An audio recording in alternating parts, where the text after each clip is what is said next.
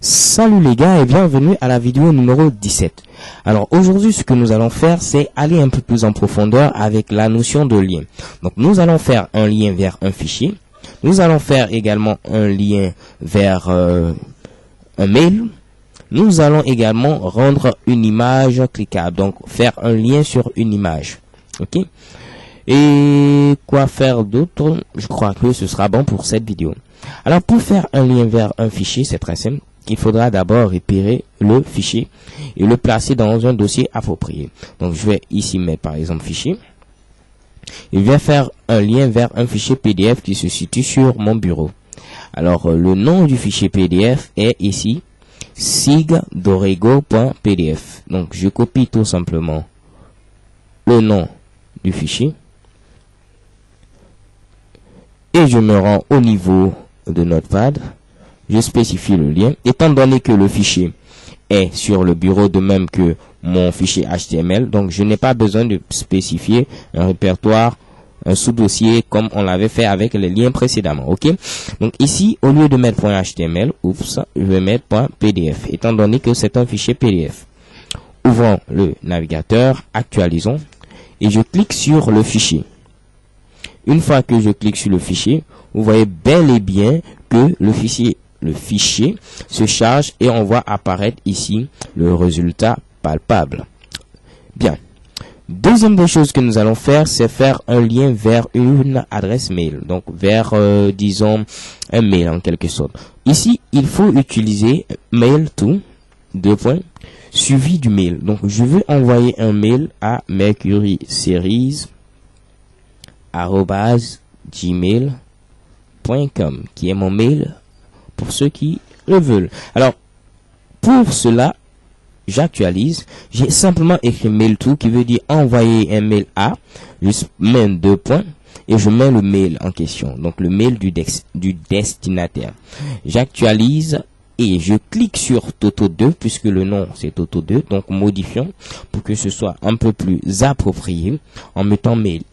Donc, j'actualise. Je clique sur mail et vous allez voir que on va me demander, je veux ouvrir ici avec lequel de ces clients de messagerie. Donc, je vais choisir comme client de messagerie ici Microsoft Outlook ou Courrier ou Google Chrome. Donc, en fonction de votre client de messagerie, vous allez le choisir et vous pourrez envoyer un mail directement en cliquant sur un lien.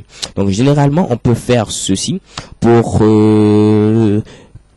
qu'on puisse par exemple envoyer un message au webmaster. Le webmaster est tout simplement celui qui conçoit le site web, celui qui l'administre. Donc il peut simplement mettre un lien dans le footer, donc en pied de page, et lorsque vous cliquez dessus directement vous aurez son adresse email qui sera présente dans la partie A, donc envoyer A, et vous n'aurez qu'à taper le message que vous voulez faire transmettre parvenir au webmaster. Dernière des choses que nous allons faire également, c'est faire un lien sur une image. Alors, comment insérer une image? Il suffit d'utiliser la balise IMG, qui est une balise auto-fermante, ou balise vide, ou balise seule, qu'on appelle également balise orpheline. Ok? Parce qu'elle est seule. Alors ici, le paramètre qu'il faut donner, c'est SRC, qui signifie ici source. Donc, où se situe l'image?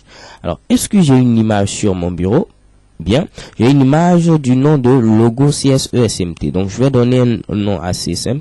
Donc, CSESMT.dpage. Donc, là, je spécifie le nom du fichier, puisqu'il est dans le même répertoire que test.html. Donc, CSESMT.dpg. Alors, ici, c'est lorsqu'on va cliquer sur le lien, où est-ce qu'on doit aller? Donc, lorsqu'on va cliquer sur le lien, on doit aller vers cette image. Je mets également ici la source de l'image. Donc, cette même source, ici, en question. Et je donne un nom, simplement logo. J'enregistre. Donc, ici, le fichier se trouve à l'emplacement CSSMT.dp. Donc simplement le nom du fichier, vu qu'il n'est pas dans un sous-dossier. Et lorsqu'on va cliquer sur le fichier, il faut également ouvrir le fichier, donc l'image csesmt.jpg. Je donne comme nom du lien logo. Une dernière valeur à mettre ici, un dernier attribut, c'est l'attribut alt.